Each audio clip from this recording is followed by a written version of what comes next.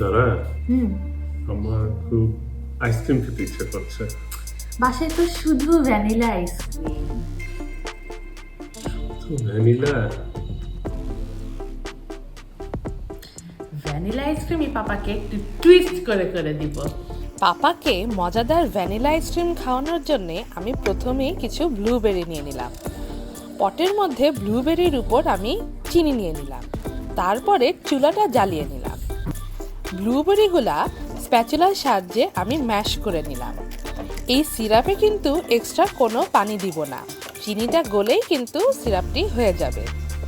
Blueberry সিরাপের কালারটা আমার এত পছন্দ হচ্ছিল, মনে হচ্ছিল এই কালারের লিপস্টিক হলে তো দারুণ হতো। ভাবতে ভাবতেই আমার সিরাপটা রেডি হয়ে গেল। সিরাপটা এরকম হয়ে আসার পর আমি ফ্রিজে রেখে দিয়েছিলাম ঠান্ডা হওয়ার জন্য। তারপরে সেই বেসিক ভ্যানিলা আইসক্রিমের উপর আমি দিয়ে দিলাম ব্লুবেরি সিরাপের টুইস্ট।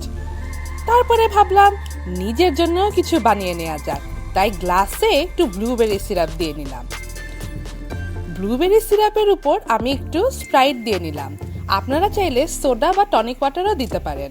হয়ে গেল ব্লুবেরি এইড। সুন্দর করে মিক্স করে নিলাম।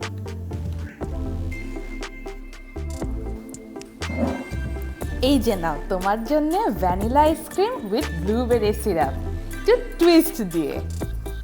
ওয়াও!